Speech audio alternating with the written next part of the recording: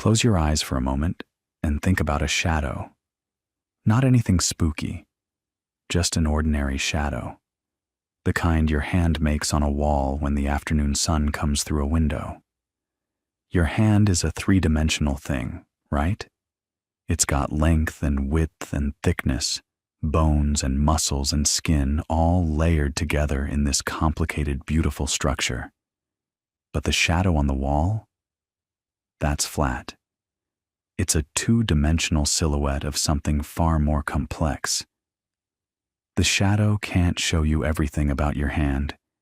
It can't show you how thick your fingers are, or the lines on your palm, or the fact that you can make a fist. All of that depth, all of that richness gets flattened out and lost. The shadow is real. It's really there on the wall, but it's only a piece of the story, a projection, a slice. Now here's the question that's going to carry us through tonight, and it's one that has kept some of the most brilliant minds in history awake long past midnight. What if we're the shadow? What if the three-dimensional world you and I live in, this world of length, width, and height, of rooms and mountains and the space between stars, what if it's a kind of projection of something richer? Something with a direction we can't point to, a depth we can't see, a dimension beyond the three we know? That sounds like science fiction, or maybe philosophy after too much coffee. But here's the thing, it's actually mathematics. Serious, rigorous, beautiful mathematics. And the story of how human beings came to think about dimensions beyond the familiar three is one of the most fascinating intellectual adventures ever undertaken. It stretches back further than you might expect. It involves people you've probably never heard of, and it changed the way we understand the universe at the deepest level. It touches physics and engineering and art, and even the way computers process information today. And the best part is, you don't need to be a mathematician to follow the thread. You just need to be willing to wonder. So, let's start where all good stories start. At the beginning, with the simplest possible question. What is a dimension? You already know this intuitively, even if you've never put it into words. Think about an ant walking along a wire. If the wire is perfectly straight and perfectly thin, the ant can only go forward or backward. That's it. One direction of freedom, one dimension. The ant's entire universe, as far as movement goes, is a line. Now put that ant on a tabletop. Suddenly it can go forward and backward, but also left and right. Two directions of freedom, two dimensions. The ant's world has opened up enormously.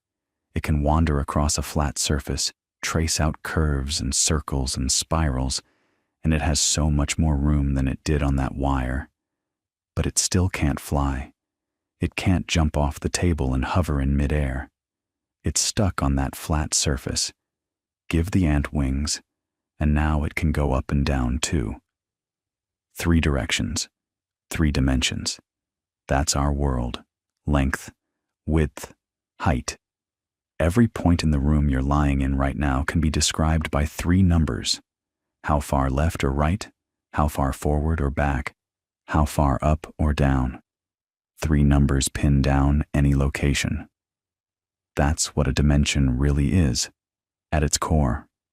It's a degree of freedom, a direction you can move in that's completely independent of all the other directions. And for a very long time, that was the end of the story. Three dimensions. That's all there is. That's all there could ever be. The ancient Greeks were absolutely certain of this.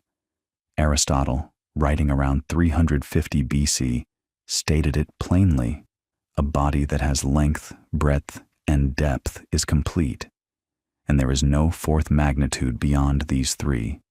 He said it with such confidence, such finality. The physical world is three-dimensional, and that's that.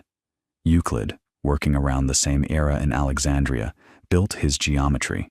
The geometry you probably learned in school, entirely within this framework. Points, lines, planes, and solid bodies. 1, 2, and 3 dimensions. His masterwork, the elements, doesn't even consider the possibility of anything beyond. And honestly, why would it? Look around. Everything you can touch, everything you can bump into, everything that has ever stubbed your toe or caught your eye exists in 3-dimensional space. It seems so obvious that it barely needs saying. 3 dimensions isn't a theory or a hypothesis. It feels like a fact about reality as basic as the existence of the ground beneath your feet. But here's what's interesting. Even within that certainty, even within that rock-solid conviction that 3 dimensions was the whole story, there were little hints, little cracks in the wall if you were paying attention. And a few people were. Think about what Euclid actually did in the elements. He started with points, 0-dimensional objects, things with no size at all, just a location. Then he moved to lines, 1-dimensional objects, length without breadth, then to planes, 2-dimensional, length and breadth without depth, then to solids, 3-dimensional, the full package. See the pattern? 0, 1, 2, 3. Each step adds something new. Each step opens up a world that the previous step couldn't imagine. A being living on a line can't conceive of the richness of a plane. A being living on a plane can't conceive of the richness of solid space. The pattern is right there, practically begging you to ask. So, what comes next? What's step 4? But for nearly 2,000 years, almost nobody asked. The authority of Aristotle, the completeness of Euclid, the sheer obviousness of 3-dimensional experience, it all conspired to make the question seem either meaningless or absurd. You might as well ask what's north of the North Pole. The first real cracks started appearing in the 1600s and 1700s, and they came from an unexpected direction. Algebra. See? When René Descartes developed coordinate geometry in 1637, he gave us this incredibly powerful idea. You can describe geometric shapes using equations, and you can describe equations using geometric shapes. A circle isn't just a round thing you draw with a compass. It's also the set of all points where x squared plus y squared equals some number. A line isn't just a straight thing, it's y equals mx plus b. Geometry and algebra became 2 languages for the same ideas. And here's where it gets interesting. In geometry, you're limited by what you can visualize. You can draw on a flat page. That gives you 2 coordinates, x and y. You can imagine 3-dimensional space. That gives you x, y, and z. But algebra doesn't care about your visual limitations. There's nothing stopping you from writing an equation with 4 variables, or 5, or 100. x1 squared plus x2 squared plus x3 squared plus x4 squared equals 1. That's a perfectly valid equation. It's as well defined and consistent as the equation for a circle. But what does it describe? In 3 dimensions, x squared plus y squared plus z squared equals 1 describes a sphere, a beautiful, round sphere that you can hold in your hands, at least in principle. So what does the 4-variable version describe? A sphere in 4 dimensions? What would that even mean? For a long time, mathematicians treated these extra variables as purely algebraic conveniences, useful for calculation, but not really about geometry, not really about space. The equations worked, but nobody was willing to say they described a real geometric object in some kind of higher dimensional space. That felt like a step too far. But the seed was planted, and seeds, given enough time, tend to grow. One of the people who started to take this seriously, really seriously, was a quiet, somewhat reclusive German mathematician named August Ferdinand Mobius. Yes, the same Mobius of the Mobius strip, that wonderful one-sided surface you can make by taking a strip of paper, giving it a half twist, and taping the ends together. Mobius was fascinated by transformations, by the ways you can move and rotate and flip geometric objects, and in 1827, he made an observation that seems simple, but is actually quite profound. Think about a triangle drawn on a piece of paper. Let's say it's labeled with vertices A, B, C going clockwise. Now, can you slide it around on the paper, rotate it, do whatever you want? Can you turn it into its mirror image, where A, B, C go counterclockwise? Try it mentally. Slide it left, slide it right, spin it around. You can't do it. As long as you stay in the plane, a clockwise triangle and a counterclockwise triangle are fundamentally different. They're mirror images that can never be superimposed. But, and this is what Mobius realized, if you pick that triangle up off the paper, flip it over in three-dimensional space, and set it back down, suddenly clockwise becomes counterclockwise. The E, mirror image, is achieved. The trick is that you needed a dimension you didn't have before. You needed to lift the shape out of its two-dimensional world and rotate it through the third dimension. So Mobius asked the natural question: if a two-dimensional figure needs the third dimension to become its mirror image, does a three-dimensional figure need a fourth dimension to become its mirror image? Think about your left hand and your right hand. They're mirror images of each other. You cannot rotate your left hand in ordinary three-dimensional space and turn it into a right hand. No matter how you twist and turn it, your thumb is still on the same side. But if a fourth spatial dimension existed, you could, in principle, rotate your left hand through that extra dimension and bring it back as a right hand. Just like flipping the triangle off the page. Makes sense, right? The logic is perfect. The analogy is clean. But it requires you to accept, at least hypothetically, that a fourth spatial dimension is a coherent concept. And in the early 1800s, that was still a radical thing to suggest. The person who really blew the doors open, though, the one who took the idea of higher dimensions from a curiosity to a revolution, was another German mathematician, and he did it in one of the most remarkable lectures in the history of human thought. His name was Bernhard Riemann, and in 1854, at the University of Göttingen, he delivered his Habilitationsvortrag. Basically, a kind of qualifying lecture that a young scholar had to give to earn the right to teach. Riemann was only 27 years old. He was shy, he was nervous, and he was about to change mathematics forever. The title of his lecture translates roughly as "On the Hypotheses Which Lie at the Foundations of Geometry." That sounds dry, almost bureaucratic. But what Riemann actually did in that lecture was extraordinary. He proposed that geometry, the study of space itself, shouldn't be limited to the flat three-dimensional space of Euclid. Instead, he said, we should think about spaces of any number of dimensions, spaces that could be curved and warped and twisted in ways that Euclid never imagined.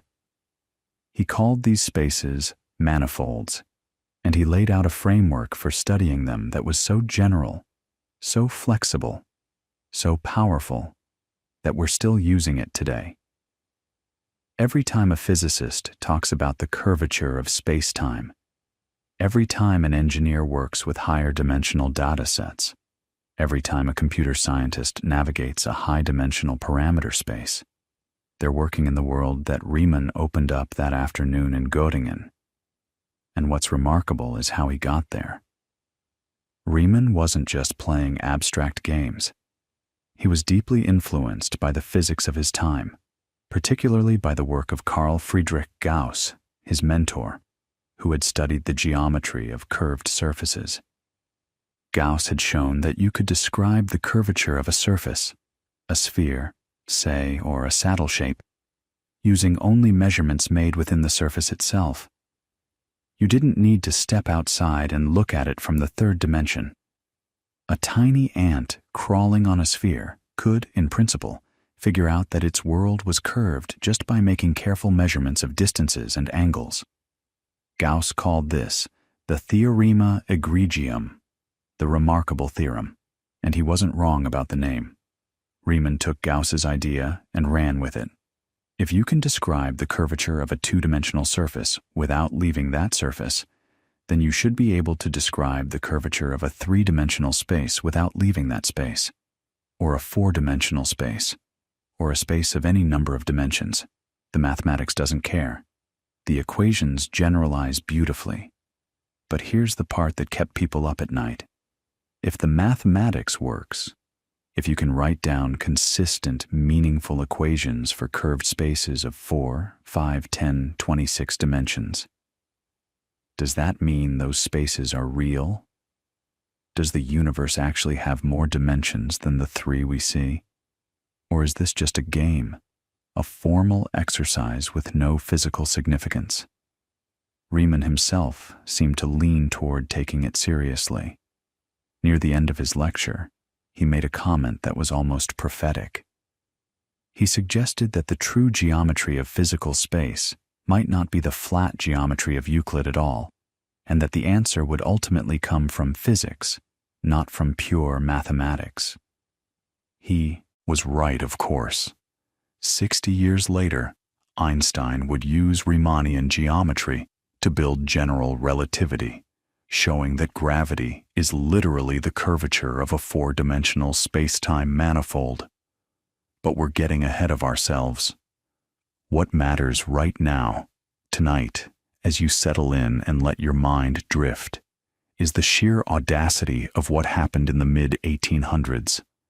For over 2,000 years, three dimensions was all there was. It was obvious. It was Aristotle. It was Euclid. It was the world you could see and touch. And then, in the span of a few decades, a handful of mathematicians, Mobius, Riemann, and others we'll meet soon, cracked that certainty wide open. They showed that the logic of dimensions doesn't stop at three, that the pattern 0, 1, 2, 3 keeps going, that you can build rigorous, consistent, beautiful mathematics in 4 dimensions, or 5, or any number you like. And once that door was open, people started walking through it. Not just mathematicians, but physicists and engineers and artists and even novelists. The idea of a fourth dimension captured the imagination of the entire Western world in the second half of the 19th century. It showed up in philosophy, in spiritualism, in avant-garde art. It influenced how people thought about the nature of reality itself.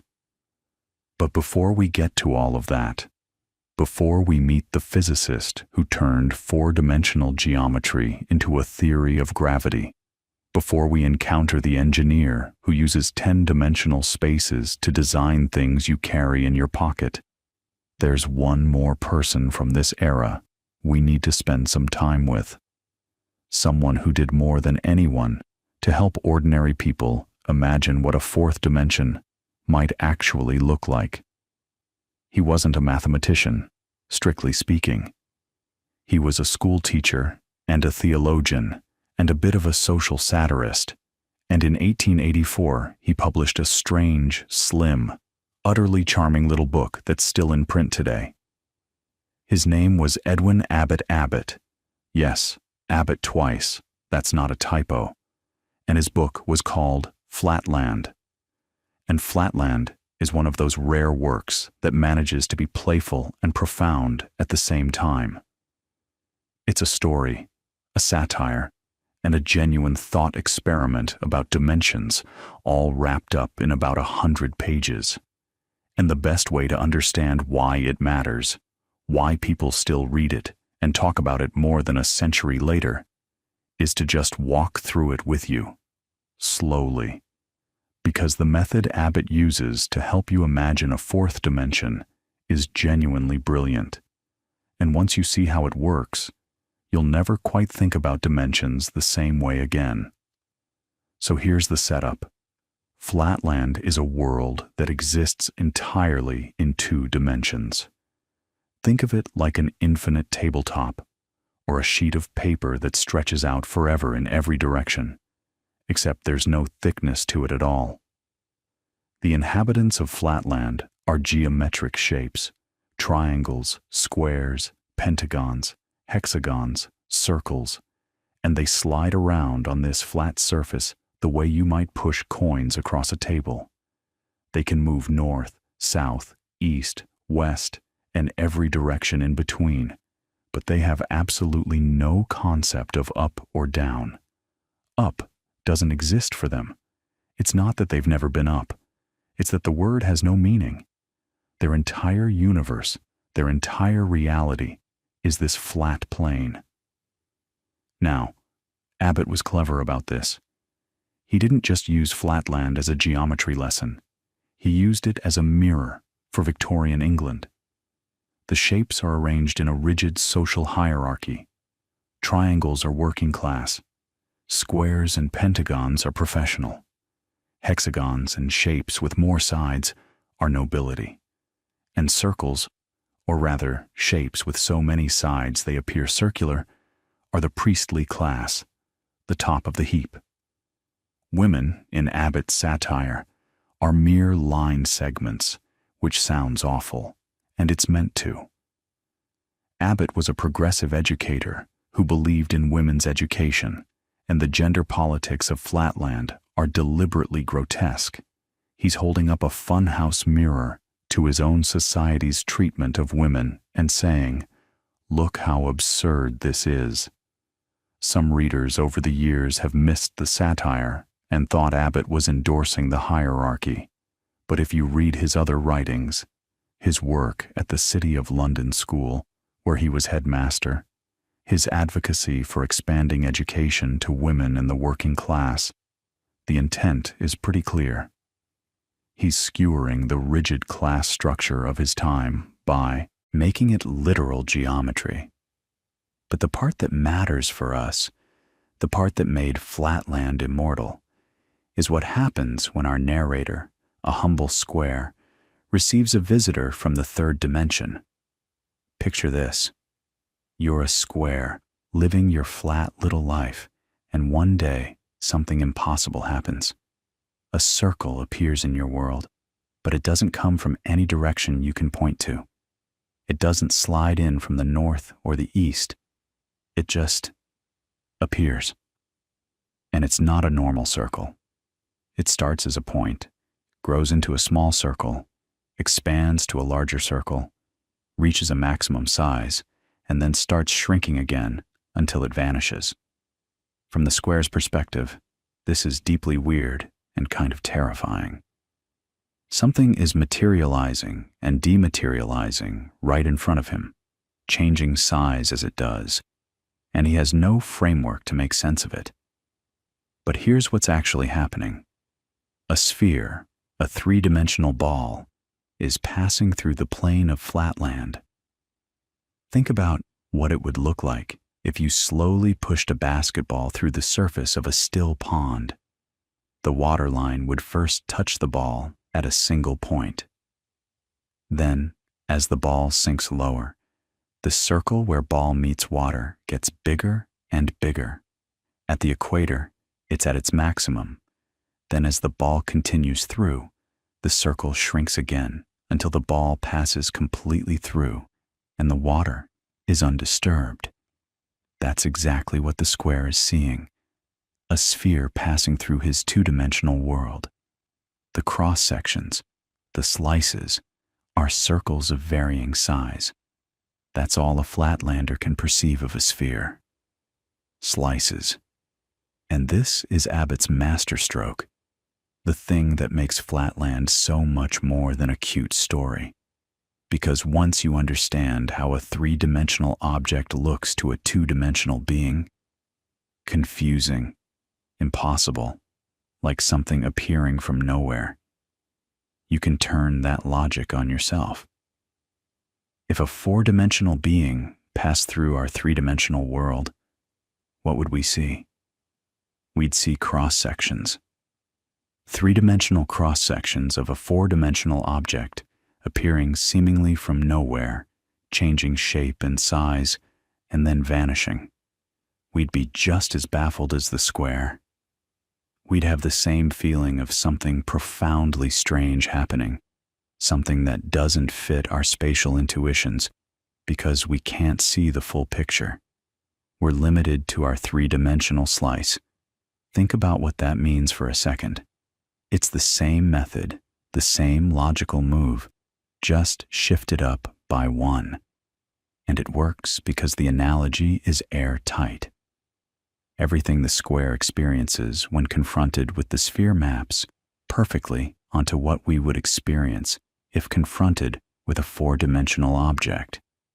Abbott figured out that the best way to help people think about dimensions they can't see is to first show them what it's like to be a being with fewer dimensions than the reality passing through their world. You learn empathy for the square, and then you realize, oh, we're the square. The sphere in the story tries to explain the third dimension to the square, and the square just cannot get it. The sphere says things like upward, not northward, and the square hears northward. The concept simply doesn't fit into his mental categories. It's not that the square is stupid. He's actually quite intelligent. It's that his entire perceptual apparatus, his entire language, his entire geometry is built for two dimensions. The third dimension is literally unthinkable for him. Until the sphere does something drastic. He lifts the square up, out of Flatland, into the third dimension. And for one dizzying, ecstatic moment, the square can see everything. He can see the insides of all the houses in Flatland. He can see the interiors of all the shapes, their organs, their internal structure. Because from above, a two-dimensional world has no secrets. Every closed room is open. Every hidden thing is visible. It's like looking at a floor plan from above. Walls that seem to enclose spaces when you're inside them are just lines on a page when you're looking down. And again, turn that up one dimension. A four-dimensional being looking at our three-dimensional world would see inside everything. Inside closed rooms, inside locked safes, inside your body. Not by breaking through walls, by simply looking from a direction we can't point to. A direction perpendicular to every direction we know. That's not mysticism.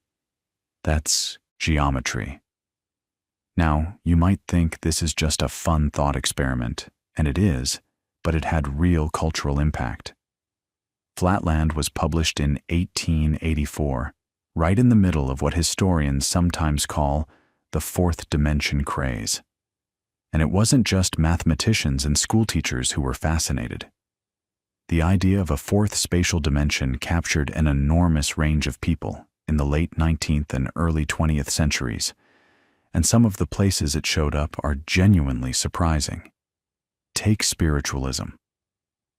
In the 1870s and 1880s, there was a huge interest in seances, mediums, and communication with the dead across Europe and America. And some spiritualists latched onto the fourth dimension as a scientific explanation for ghostly phenomena. If spirits existed in a fourth spatial dimension, that would explain why they could appear and disappear. They were simply moving in a direction we couldn't see, like the sphere entering Flatland. It would explain how objects could seemingly materialize inside sealed containers during seances. A four-dimensional being could simply reach around the walls of the container, The way you could reach into a circle drawn on paper without crossing the line, just by lifting your finger above the paper and placing it inside. The German astrophysicist Johann Carl Friedrich Zollner actually conducted experiments in the late 1870s with a medium named Henry Slade, trying to demonstrate fourth-dimensional phenomena, knots tying themselves in sealed loops of cord, that sort of thing. Zollner was a legitimate scientist, a professor at the University of Leipzig, and he published his results in a book called Transcendental Physics. The scientific establishment was not kind to him. His reputation suffered enormously. But the point is, the fourth dimension wasn't just abstract mathematics. It was bleeding into popular culture, into religion, into pseudoscience, into the way ordinary people thought about what might be lurking just beyond the edge of perception. And then there was art. This is one of my favorite threads in this whole story. In the early 20th century, the fourth dimension became a genuine obsession for avant-garde artists, particularly the Cubists. Pablo Picasso and Georges Braque, when they were developing Cubism around 1907 to 1912, were deeply influenced by the idea that you could represent an object from multiple viewpoints simultaneously, that you could show the front, side, and back of a face all at once, as if you were seeing it from a perspective outside normal three-dimensional space.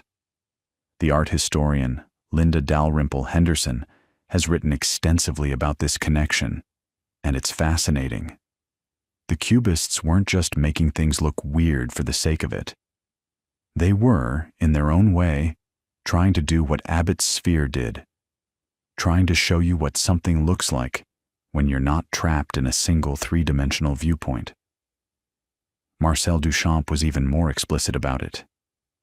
His famous work, Nude Descending a Staircase, from 1912, was directly inspired by ideas about the fourth dimension, showing a figure across multiple moments and positions simultaneously, as if time or some spatial fourth dimension had been unfolded onto the canvas.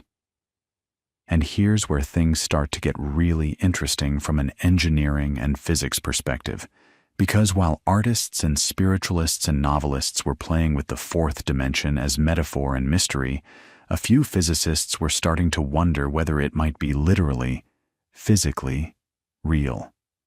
Not as a home for ghosts, but as an actual feature of the geometry of the universe.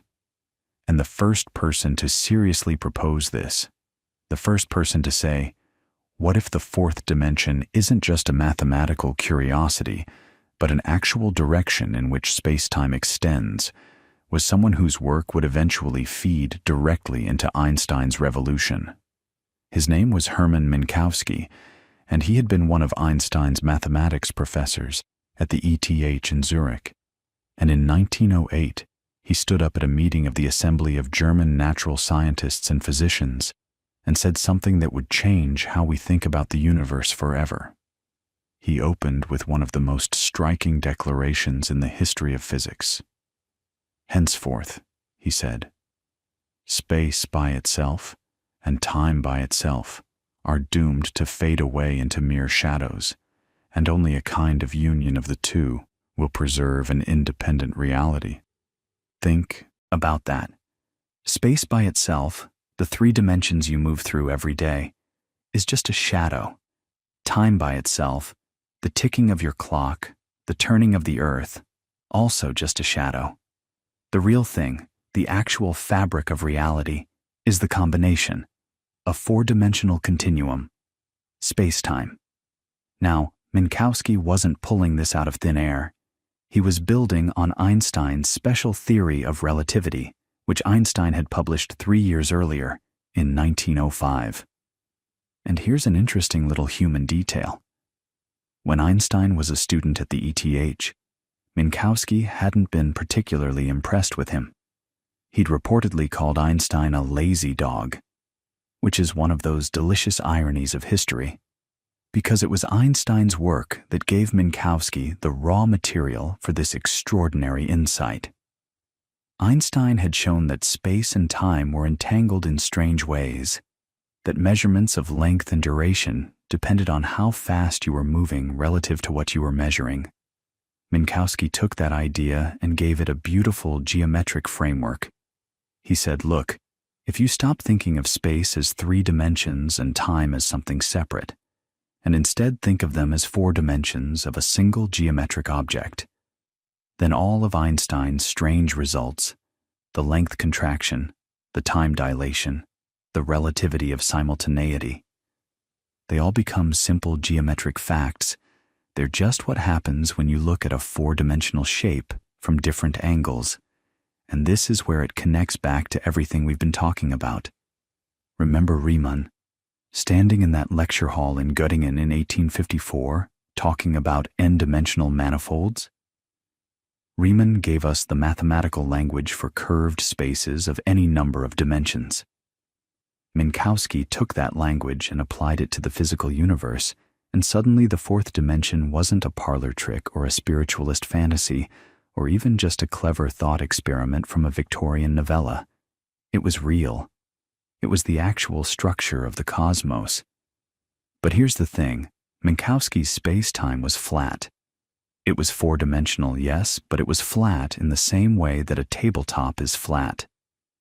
The geometry was what mathematicians call Euclidean, or more precisely, pseudo-Euclidean. There's a subtle but important difference in how you measure distances when one of your dimensions is time rather than space. But the basic idea is that the space-time doesn't curve. And that's where Einstein came back into the picture, because Einstein spent the next several years, from roughly 1907 to 1915, wrestling with how to include gravity in this framework. And the answer he arrived at is, honestly, one of the most breathtaking ideas any human being has ever had. Gravity, Einstein realized, isn't a force. Not really. It's geometry. It's the curvature of 4-dimensional space-time. Let's sit with that for a moment, because it's worth really letting it sink in. When you drop a ball and it falls to the ground, your intuition says there's a force pulling it down. Newton would have agreed. He described gravity as a force acting at a distance, pulling every mass toward every other mass. But Einstein said no. What's actually happening is that the Earth's mass is warping the 4-dimensional space-time around it, curving it, bending it, and the ball is simply following the straightest possible path through that curved space. It's not being pulled. It's just moving along the natural contours of a landscape that's been reshaped by mass. Think of it like this. Imagine you're rolling a marble across a stretched rubber sheet. If the sheet is perfectly flat, the marble rolls in a straight line. But now, put a heavy bowling ball in the middle of the sheet. The sheet sags, curves, deforms. And now, when you roll the marble, it doesn't go straight anymore. It curves toward the bowling ball, not because anything is pulling it, but because the surface it's rolling on has been warped. That's a rough analogy for what mass does to space-time. The Earth, the Sun, every star and planet, they all create dips and curves in the 4-dimensional fabric of space-time, and everything else moves along those curves. And here's what's really clever about this. To describe these curves mathematically, Einstein needed exactly the tools that Riemann had developed 60 years earlier. Riemann's differential geometry, his way of describing curvature in spaces of arbitrary dimension, that was the language Einstein needed. In fact, Einstein struggled enormously with the mathematics. He wasn't a natural mathematician in the way Riemann or Minkowski were. He needed help, and he got it from his friend Marcel Grossmann, who was a mathematician and who essentially tutored Einstein in Riemannian geometry and tensor calculus during those crucial years. There's a wonderful story, probably somewhat embellished over time, but the core of it seems true, of Einstein showing up at Grossmann's door and saying something like, "Grossmann, you've got to help me or I'll go crazy. The mathematics was that hard. The physical intuition Einstein had in abundance, but translating that intuition into rigorous four-dimensional differential geometry pushed him to his limits. The result, published in November 1915, was the general theory of relativity. And it's essentially a set of equations, the Einstein field equations, that describe exactly how mass and energy curve four-dimensional spacetime, and how that curvature determines how objects move. It's geometry all the way down. The universe isn't a stage on which physics happens. The universe is the geometry. The shape of spacetime is the physics. And this wasn't just elegant theory. It made predictions that could be tested, and those predictions turned out to be spectacularly correct. One of the first and most famous was the bending of starlight around the sun. If spacetime is curved near massive objects, then light passing close to the sun should follow that curvature. Its path should bend slightly. Einstein calculated exactly how much the light should bend, and in 1919, during a total solar eclipse, the British astronomer Arthur Eddington led expeditions to the island of Principe off the coast of West Africa and to Sobral in Brazil to photograph stars near the sun's edge during the eclipse. When the photographic plates were measured, the stars had shifted position by almost exactly the amount Einstein predicted.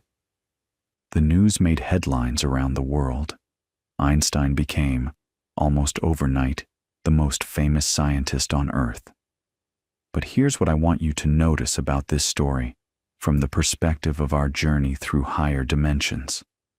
What Einstein did was take the fourth dimension, the one Minkowski had identified as time, woven together with the three spatial dimensions into a single four-dimensional manifold.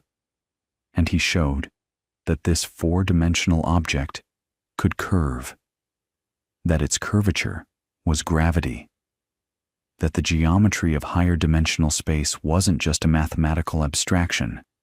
It was the most fundamental description of reality we had. Riemann had dreamed of curved spaces in any number of dimensions. Einstein showed that we live in one. So by 1915, the fourth dimension had gone from a mathematical curiosity to the literal fabric of the universe. And you might think, well, 4 dimensions, 3 of space, 1 of time. That's the end of the story. That's all there is. And for a while, most physicists would have agreed with you. But almost immediately, people started wondering, what if there are more? What if the universe doesn't just have 4 dimensions, but 5, or 6, or 10, or 26? And the first person to seriously pursue this idea was a German mathematician named Theodor Kaluza. In 1919, the same year Eddington was confirming general relativity, Kaluza did something audacious. He took Einstein's equations and asked a deceptively simple question. What if I just write these equations down, but instead of 4 dimensions, I use 5? What happens? What happened was remarkable. When Kaluza wrote down the equations of general relativity in 5 dimensions instead of 4, the extra terms that appeared, the terms associated with that 5th dimension, weren't random mathematical noise. They were Maxwell's equations, the equations that describe electromagnetism, light, radio waves, the force that holds electrons in their orbits around atoms, the force that makes magnets stick to your refrigerator. All of that encoded automatically in the geometry of a 5th dimension. Think about what that means. For centuries, gravity and electromagnetism had seemed like completely separate forces, governed by completely separate laws. Newton's gravity over here, Maxwell's electromagnetism over there, and no obvious connection between them. But Kaluza showed that if you simply assume the universe has one extra spatial dimension, a fifth dimension beyond the four of spacetime, then both forces emerge naturally from the geometry. Gravity is the curvature of the four familiar dimensions. Electromagnetism is the curvature involving the fifth. Two forces, one geometry, unification through higher dimensions. Kaluza sent his paper to Einstein, and Einstein sat on it for about 2 years, partly because he was intrigued, partly because he was troubled by an obvious question. If there's a fifth dimension, where is it? We can move left and right, forward and back, up and down, and we experience the passage of time. But nobody has ever moved in a fifth direction. Nobody has ever pointed somewhere and said, that way, that's the fifth dimension. So where is it hiding? The answer came from a Swedish physicist named Oscar Klein in 1926. And Klein's idea was beautifully simple. The fifth dimension is there, he said. It's real. But it's tiny. It's curled up on itself so small that you can't see it or move through it in any noticeable way. Imagine a garden hose seen from far away. It looks like a one-dimensional line. But if you're an ant walking on the surface of that hose, you know there's another dimension. You can walk around the circumference of the hose as well as along its length. Klein proposed that the fifth dimension is like the circumference of that hose, but shrunk down to an unimaginably small scale, something on the order of the Planck length, about 10 to the minus 35 meters. That's so small that no experiment we've ever done, or could do with current technology, could detect it directly. This idea that extra dimensions might exist but be compactified, rolled up so small they're invisible, is called Kaluza-Klein theory, and it's one of those ideas that was ahead of its time. In the 1920s and 1930s, most physicists moved on to other things, particularly quantum mechanics, which was producing spectacular results and demanding everyone's attention. The idea of extra dimensions went quiet for a while. It didn't disappear entirely. A few theorists kept poking at it, but it fell out of the mainstream. And then, decades later, it came roaring back. Because when physicists in the 1960s and 1970s started trying to build a quantum theory of gravity, trying to reconcile Einstein's beautiful geometric picture of space-time with the strange, probabilistic world of quantum mechanics, they kept running into terrible problems. The mathematics kept producing infinities, nonsensical answers, calculations that blew up no matter what tricks you tried. And one of the few approaches that seemed to tame those infinities, that seemed to produce a mathematically consistent theory combining gravity and quantum mechanics, was something called string theory. And string theory had a very specific, very surprising requirement. It only worked. The mathematics only made sense, the infinities only canceled, if the universe had more dimensions than the ones we can see. Not 4, not 5, like Kaluza and Klein had proposed. String theory in its original formulation required 26 dimensions. 26. Let that sink in for a moment.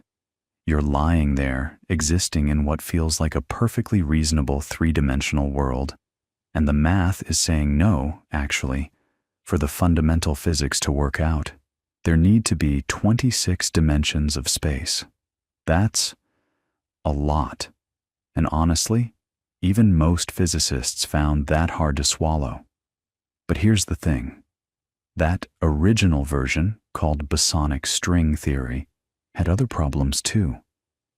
It only described one type of particle, the bosons, and it predicted the existence of a particle called a tachyon that would travel faster than light which is generally considered a red flag in physics.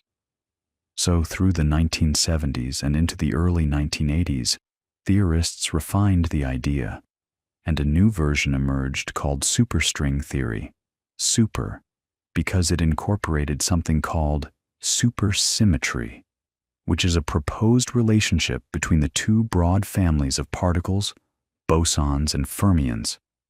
And when they worked through the mathematics of superstring theory, the number of required dimensions dropped. It went from 26 down to 10. 10 dimensions of spacetime, 9 of space, 1 of time. Now, 10 is still a lot more than 4, but it felt less absurd than 26, and more importantly, the theory was remarkably elegant. The basic idea of string theory is beautiful in its simplicity, at least conceptually. Instead of imagining the fundamental building blocks of the universe as point-like particles, tiny dots with no size at all, string theory says they're actually tiny, vibrating strings. Imagine a violin string, except shrunk down to the Planck scale. That same impossibly small length scale Klein was talking about. These strings can vibrate in different patterns, different modes, just like a violin string can produce different notes. And each mode of vibration corresponds to a different particle. One vibration pattern gives you an electron, another gives you a quark, another gives you a photon. The diversity of particles we see in nature, all the different masses, charges, spins, they all emerge from different vibrations of the same fundamental object. It's like the universe is a symphony, and every particle is a different note being played on the same kind of string. That's a gorgeous idea. But those strings can only vibrate consistently. The quantum mechanical mathematics only works out without producing contradictions and infinities. If they're vibrating in a space that has 9 spatial dimensions plus 1 of time, the extra 6 dimensions beyond our familiar 3 are there whether we like it or not, baked into the mathematical structure. And just like Klein suggested back in 1926, the proposal is that these extra dimensions are compactified, rolled up, curled into tiny, complicated shapes at every point in the space we inhabit. But here's where it gets really interesting, and honestly, where it gets a little wild. The shape of those curled-up dimensions matters enormously. It's not enough to just say there are 6 extra dimensions rolled up small. The specific geometry of how they're rolled up, the topology and curvature of that tiny 6-dimensional space, determines the physics we observe in our large 4-dimensional world. The masses of particles, the strengths of forces, the number of generations of matter, all of that depends on the shape of the extra dimensions. So 2 physicists named Andrew Strominger and Edward Witten, along with Philip Candelas and Gary Horowitz, showed in 1985 that the extra dimensions need to be curled into a very specific class of geometric shapes called Calabi-Yau manifolds. These are named after Eugenio Calabi, an Italian-American mathematician who conjectured their existence in 1954, and Xing-Tung Yau, a Chinese-American mathematician who proved that conjecture in 1978. Yau won the Fields Medal for that proof, among other work, and it's one of those wonderful cases where pure mathematics done for its own sake, with no thought of physics at all, turned out to be exactly what physicists needed decades later. A Calabi-Yau manifold is a 6-dimensional shape that satisfies very particular mathematical conditions. It's compact, it's complex, and it has a property called Ricci flatness, which connects back to Riemann's ideas about curvature. You can't visualize a 6-dimensional shape, obviously. Nobody can. But mathematicians can describe them precisely using equations, and computer graphics can render projections and cross-sections that give you a sense of their extraordinary intricacy. They look like crystalline flowers folded in on themselves, surfaces twisting through dimensions you can't quite follow. They're hauntingly beautiful objects, even in projection. And here's the kicker. There isn't just one Calabi-Yau manifold. There are many. Tens of thousands of known ones, possibly hundreds of thousands, maybe more. Each one gives you a different version of the physics. Different particle masses, different force strengths, different numbers of particle families. So the question becomes, which Calabi-Yau manifold describes our universe? Which particular six-dimensional shape is curled up at every point in the space around you right now? And that question, as of tonight, as of right now, remains unanswered. It's one of the great open problems. Now, you might be thinking, this is all very abstract. Beautiful mathematics, sure. But does any of it connect to anything real? Can we test it? Can we see these extra dimensions? And the honest answer is, not yet, and maybe not ever, at least not directly. The energy scales at which string theory's predictions become distinguishable from other theories are so enormous, so far beyond what any particle accelerator we've built or could build in the foreseeable future can reach, that direct experimental confirmation has remained elusive. This has been the central criticism of string theory for decades. It's mathematically gorgeous, it's intellectually compelling, but is it science if you can't test it? That's a fair question, and it's one that has sparked genuine, sometimes heated debate within the physics community. Physicists like Lee Smolin and Peter Woit have been vocal critics, arguing that string theory's dominance in theoretical physics departments has come at the cost of exploring alternative approaches to quantum gravity. Smolin's 2006 book, The Trouble with Physics, laid out the case pretty forcefully. On the other side, string theorists like Brian Greene and Leonard Susskind have argued that the theory has produced too many deep mathematical insights and unexpected connections to be wrong, even if direct experimental tests are currently out of reach. Greene's The Elegant Universe, published in 1999, brought string theory to a mass audience and made the case for its beauty and promise with infectious enthusiasm. But let's step back from the debate for a moment and think about what's actually happening here from the perspective of dimensions. Because regardless of whether string theory turns out to be the correct description of fundamental physics, it has done something remarkable for our understanding of what dimensions are and what they can do. It's shown that the number of dimensions isn't just an arbitrary feature of the universe. It's a dynamical, consequential thing. The dimensionality of space determines what kinds of physics are possible. Change the number of dimensions, or change the shape of the extra ones, and you change everything. The forces, the particles, the very structure of matter. Dimensions aren't just a backdrop. They're part of the machinery, and that insight has rippled outward into areas that have nothing to do with fundamental physics. Because once mathematicians and physicists got comfortable working in high-dimensional spaces, once the tools and intuitions were developed, those tools turned out to be useful in places nobody expected. And this is something worth spending some time on, because it connects the abstract world of Calabi-Yau manifolds and vibrating strings to things that are genuinely practical, things that affect your life right now. Think about data. Think about the sheer volume of information that flows through the modern world. Every time you use a search engine, every time a streaming service recommends a show, every time your phone recognizes your face. Behind the scenes, a computer is navigating a high-dimensional space. Not a physical space with curled-up dimensions, but a mathematical one. A data space.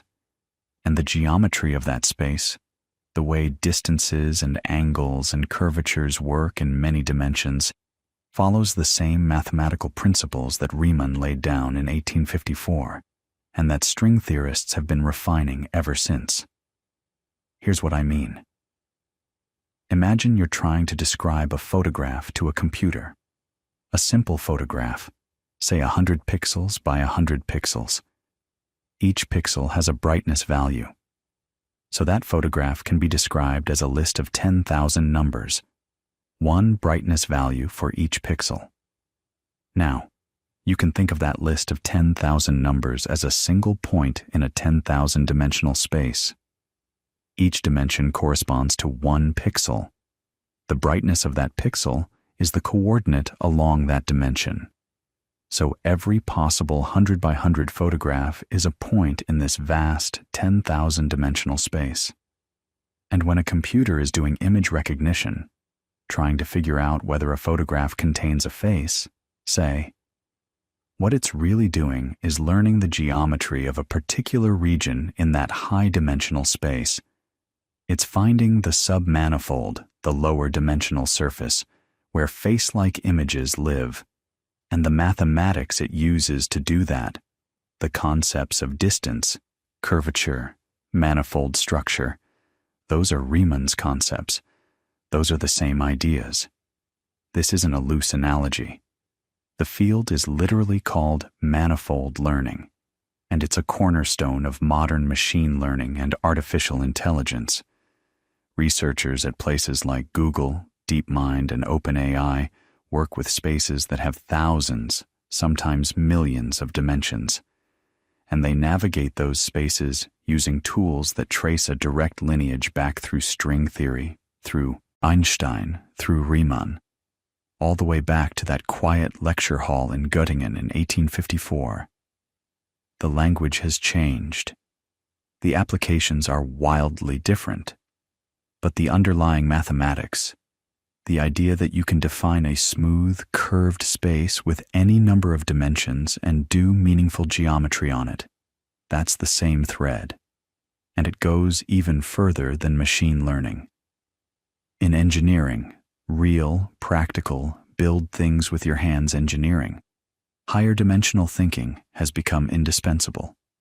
Consider the problem of designing a jet engine. A modern turbofan engine has thousands of design parameters: the angle of each turbine blade, the diameter of the combustion chamber, the spacing of the compressor stages, the alloy composition, the cooling channel geometry. Each of these parameters is a dimension, so the space of all possible jet engine designs is a space with thousands of dimensions, and the engineer's job is to find the point in that space, the specific combination of all those parameters that gives you the best performance, the most thrust for the least fuel burn, with acceptable weight, acceptable noise, acceptable durability. That's an optimization problem in a high-dimensional space, and the tools for navigating it, for understanding its landscape of peaks and valleys, for finding the best regions without having to test every single combination. Those tools come from high-dimensional geometry and calculus, from the mathematical framework that grew out of pure mathematics over a century ago. And what's remarkable is that the engineers using these tools don't necessarily think of themselves as doing higher dimensional geometry. They're just designing engines. But that's exactly what they're doing. They're moving through a landscape with thousands of axes, looking for the sweet spot, the valley where performance is maximized and risk is minimized. And the algorithms guiding them, gradient descent, simulated annealing, genetic algorithms, are all, at their core, strategies for exploring high-dimensional terrain. Think about gradient descent for a moment, because it's beautifully intuitive even though it operates in spaces you can't visualize. Imagine you're standing on a hillside in thick fog. You can't see the valley below, but you can feel the slope under your feet. So you take a step downhill, then another. You keep going in whatever direction feels steepest, and eventually, hopefully, you reach the bottom. That's gradient descent. Except instead of a hillside in 3 dimensions, you're on a surface in 10,000 dimensions. You can't picture it. Nobody can. But the math doesn't care. The gradient, the direction of steepest descent, is perfectly well defined no matter how many dimensions you're working in. It's just a vector, a list of numbers telling you which way is down, and you follow it. Now, this works beautifully in many cases, but it also has a problem that's deeply connected to the nature of high-dimensional spaces. And this problem has a wonderful name. It's called the curse of dimensionality. The phrase was coined by Richard Bellman, an American mathematician, in 1961. Bellman was working on dynamic programming and optimal control theory, and he noticed something that seems counterintuitive at first, but becomes obvious once you think about it. In high-dimensional spaces, everything is far apart. That sounds strange, but here's what it means. Say you're trying to sample a one-dimensional space, just a line, and you want to place points evenly so that no region is too far from a sample point. If you use 10 points, you've got pretty good coverage. Now go to 2 dimensions, a square. To get the same density of coverage, you need 100 points, 10 along each axis. 3 dimensions, a cube, 1,000 points. 4 dimensions, 10,000. See where this is going? By the time you're in a space with, say, 50 dimensions, you'd need 10 to the 50th power sample points to get the same coverage. That's more than the number of atoms in the observable universe. Way more. So in high-dimensional spaces, you simply cannot explore everything. You can't brute force it. You have to be clever. You have to find structure, find patterns, find the lower dimensional manifolds where the interesting stuff actually lives. And this is why manifold learning, why the Riemannian framework, is so critical.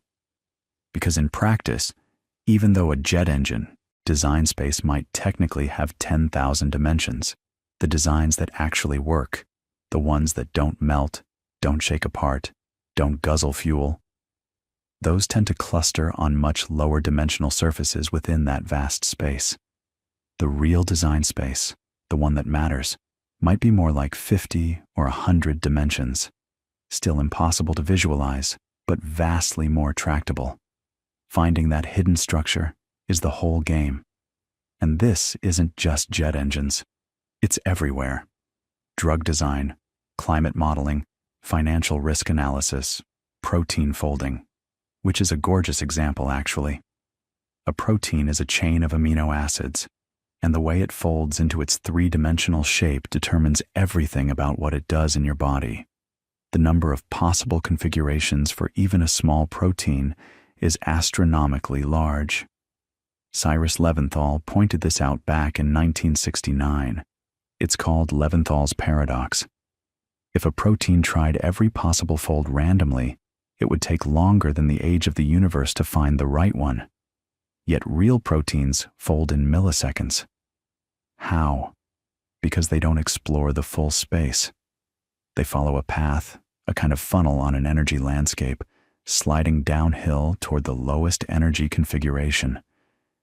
And that energy landscape is a surface in an absurdly high-dimensional space, 1 dimension for every degree of freedom in the molecule. When DeepMind's AlphaFold cracked the protein folding problem in 2020, stunning the biology community, it did so by learning the geometry of that landscape.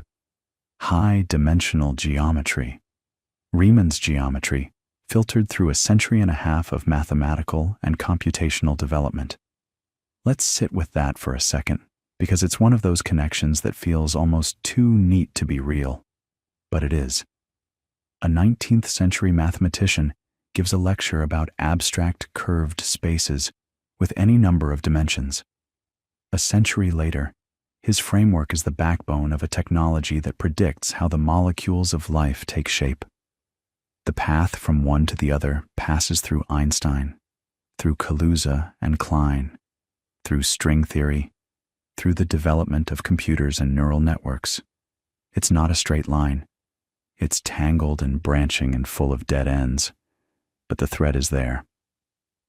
Now here's where I want to take a slightly different turn, Because we've been talking about higher dimensions as mathematical tools, as ways of organizing information, navigating complex spaces, solving optimization problems, and all of that is real and important. But there's another question that's been lurking in the background this whole time, and it's the one that probably keeps you up at night, or would if you weren't trying to fall asleep. And that question is, are higher dimensions physically real? Not as metaphors, not as convenient mathematical frameworks, but as actual, honest-to-goodness directions you could point in if you only had the right kind of arm. Are there really extra spatial dimensions out there, curled up too small to see, or extending in directions we can't access? Is the universe genuinely a higher dimensional place? This is where we come back to string theory, but from a different angle than before. Because when we left string theory, we'd talked about the requirement for extra dimensions, 6 extra spatial dimensions in superstring theory, compactified into Calabi-Yau shapes too small to detect. And we'd talked about the landscape problem, the embarrassment of riches where too many possible shapes lead to too many possible versions of physics. But what we didn't get into is the question of whether there's any way to actually test this. Any experiment, any observation, any fingerprint that extra dimensions might leave on the world we can measure. And here's the thing. People have tried. Seriously, rigorously tried. One of the most fascinating attempts involves gravity. See, in our everyday experience, gravity follows an inverse square law. The gravitational force between two objects falls off as 1 over the distance squared. Double the distance, the force drops to 1/4. This has been tested to extraordinary precision at scales from millimeters to astronomical units. But here's what's interesting. The inverse square law is actually a consequence of there being 3 spatial dimensions. And you can see why with a simple thought experiment. Imagine a point source of gravity radiating its influence outward in all directions. In 3 spatial dimensions, that influence spreads over the surface of an expanding sphere. The surface area of a sphere goes as the radius squared, so the gravitational force, spread over that area, falls off as 1 over the radius squared. Inverse square law. But if there were a 4th spatial dimension, the influence would spread over the surface of a 4-dimensional sphere, a hypersphere, whose surface area goes as the radius cubed. And gravity would follow an inverse cube law instead. 1 over the distance cubed. It would fall off faster. So if extra dimensions exist, gravity should deviate from the inverse square law at some scale. The question is, at what scale? If the extra dimensions are curled up at the Planck length, about 10 to the minus 35 meters, which is where string theory traditionally puts them, then the deviation would only show up at distances so small that we have absolutely no hope of measuring them. Not now, not in any foreseeable future. But in the late 1990s, something remarkable happened. 3 physicists, Nima Arkani-Hamed, Savas Dimopoulos, and Gia Diwali, proposed a model, usually called ADD after their initials, in which the extra dimensions could be much larger than the Planck length, maybe as large as a millimeter. A whole millimeter. That might not sound like much, but compared to 10 to the minus 35 meters, it's absolutely enormous. It's 32 orders of magnitude larger. Their idea was motivated by a deep puzzle in physics called the hierarchy problem. The question of why gravity is so absurdly weak compared to the other fundamental forces. You can demonstrate this right now, even lying in bed. If you hold a refrigerator magnet, that tiny magnet can lift a paperclip against the gravitational pull of the entire Earth. The electromagnetic force of that little magnet is beating the gravity of a planet with a mass of 6 times 10 to the 24 kilograms. That's weird. Why is gravity so feeble? Arkani-Hamed, Dimopoulos, and Diwali propose that gravity isn't actually weak. It just looks weak because it's leaking into extra dimensions. The other forces are confined to our three-dimensional space, our brain, short for membrane, a concept from string theory. But gravity, being a property of spacetime itself, can spread into the extra dimensions. So it gets diluted. And the larger those extra dimensions are, the more diluted gravity gets, and the weaker it appears to us. This was electrifying because it made a testable prediction. If extra dimensions are as large as a millimeter, then at distances shorter than a millimeter, gravity should start deviating from the inverse square law. It should get stronger than expected, because at those short distances, you're close enough that the extra dimensions haven't had room to dilute the force yet. And suddenly, experimentalists had something to look for. The experiments are gorgeous in their delicacy. Groups at the University of Washington, led by Eric Adelberger and his colleagues in what's called the EOT Wash Group, named after the 19th century Hungarian physicist Laurent Eötvös, who pioneered precision gravity measurements, began testing the inverse square law at submillimeter scales. They used incredibly sensitive torsion balances, modern descendants of the apparatus Henry Cavendish used to weigh the Earth back in 1798. These devices can detect fantastically tiny twists caused by gravitational attraction between small masses separated by fractions of a millimeter. The precision is almost absurd. They're measuring forces smaller than the weight of a single bacterium. And what they found was the inverse square law holds. Down to about 50 micrometers, that's 50,000ths of a millimeter, gravity behaves exactly as Newton and Einstein predicted for 3 spatial dimensions. No deviations, no sign of extra dimensions at that scale. The ADD model with millimeter-sized extra dimensions was ruled out, but smaller extra dimensions, maybe 10 micrometers, maybe 1 micrometer, those haven't been fully excluded yet. The experiments continue, pushing to ever shorter distances, and every null result tightens the constraints, shrinks the allowed size of any extra dimensions that might exist. There's something poignant about that, if you think about it. Teams of experimentalists spending decades building the most sensitive instruments ever, created, looking for a whisper of evidence that space has more directions than we think. And so far, silence. But the silence itself is informative. It tells us that if extra dimensions exist, they're very well hidden. And the effort to find them has pushed the boundaries of precision measurement in ways that benefit all of physics.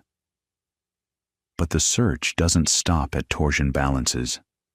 There's another place you might catch extra dimensions in the act, and it's about as far from a quiet laboratory as you can get. It's the Large Hadron Collider at CERN, the enormous particle accelerator straddling the border of France and Switzerland, buried 100 meters underground in a tunnel 27 kilometers around. When protons collide at nearly the speed of light inside the LHC, they briefly concentrate enormous energy into an incredibly tiny space. And if extra dimensions exist at those energy scales, something dramatic could happen.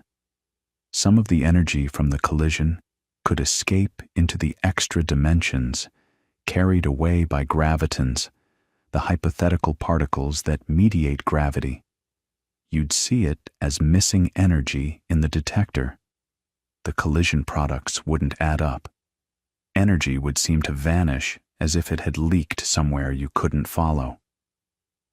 Physicists at the LHC have searched for exactly this signature. The ATLAS and CMS experiments, the 2 big general-purpose detectors, have both looked for events with missing transverse energy that could signal extra-dimensional leakage, And again, nothing. No excess of missing energy events beyond what the standard model predicts. Each run of the collider, each increase in energy, pushes the limits further, closes more windows. But it hasn't found the smoking gun. Now, I don't want to make this sound like a story of failure, because it isn't. The fact that we can even ask the question, are there extra dimensions, and can we detect them? And then go out and build instruments capable of answering it? That's extraordinary. And the theoretical frameworks that led to these predictions, the ADD model, the Randall-Sundrum models, Lisa Randall and Raman Sundram, proposed their own elegant version in 1999 with a warped extra dimension that could explain the hierarchy problem differently. These models have deepened our understanding of what's possible, even if nature hasn't chosen that particular path. And there's still another arena where extra dimensions might reveal themselves, one that's opened up only in the last decade or so, and it involves something you might not expect at all. It involves black holes. Specifically, it involves the information paradox, the question of what happens to information that falls into a black hole. And this is where a truly stunning idea has emerged, one that connects higher dimensions to the very nature of reality in a way that would have astonished even Riemann.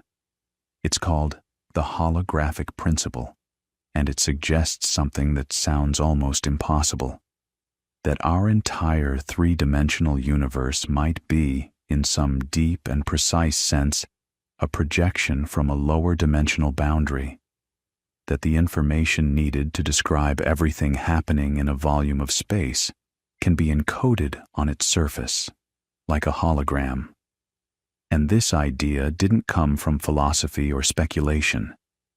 It came from careful calculations about black hole entropy, from the work of Jacob Bekenstein and Stephen Hawking in the 1970s, and it was sharpened into a precise mathematical conjecture by Juan Maldacena in 1997 in a paper that has become one of the most cited in the history of physics. What Maldacena proposed was a specific correspondence, a duality, between two seemingly completely different theories.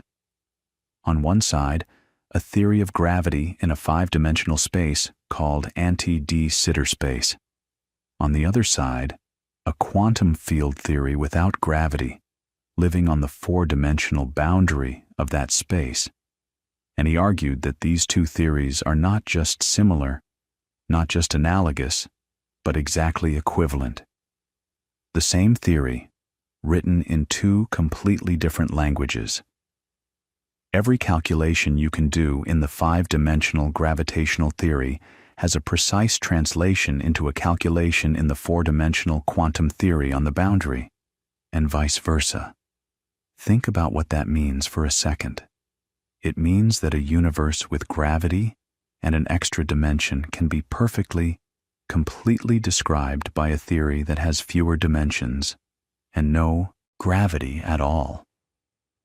The higher dimensional space with all its complexity, curved spacetime, gravitational waves, black holes forming and evaporating. All of it is somehow already contained in the physics happening on a lower dimensional surface wrapped around it. It's like discovering that a novel and a symphony are secretly the same work of art, just expressed in different media, and that every sentence maps perfectly onto a sequence of notes, and every chord maps back onto a paragraph. Now, the specific space Maldacena was working with, anti-de Sitter space, is not exactly our universe. Our universe has a positive cosmological constant. It's expanding, accelerating outward.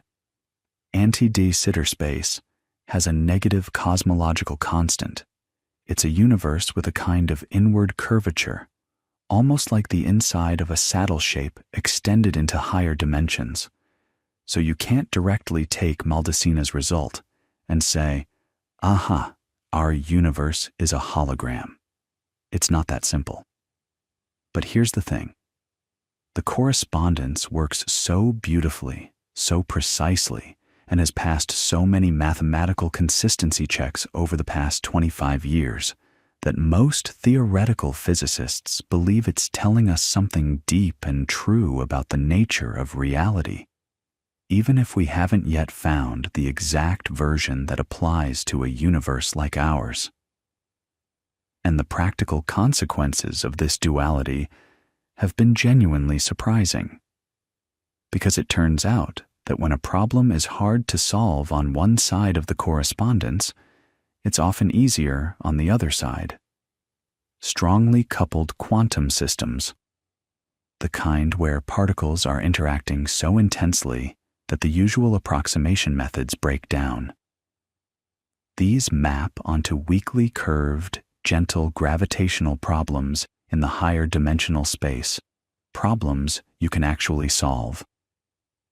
This has led to unexpected applications in condensed matter physics and even in the study of the quark-gluon plasma, that unimaginably hot soup of fundamental particles that existed in the first microseconds after the Big Bang, and that physicists recreate in heavy ion collisions at places like the relativistic Heavy Ion Collider at Brookhaven and at CERN.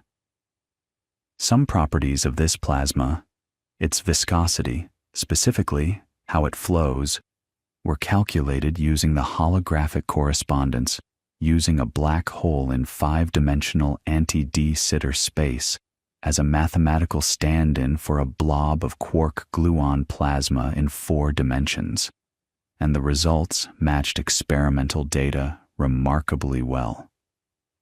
That's just extraordinary when you stop and think about it. A black hole in a hypothetical 5-dimensional universe helping you understand the behavior of real matter smashed together in a real accelerator in Long Island, New York. So the extra dimensions in this framework aren't just idle mathematical curiosities or unfalsifiable speculation. They're computational tools of enormous power, and they've opened up a whole new way of thinking about the relationship between dimensions themselves.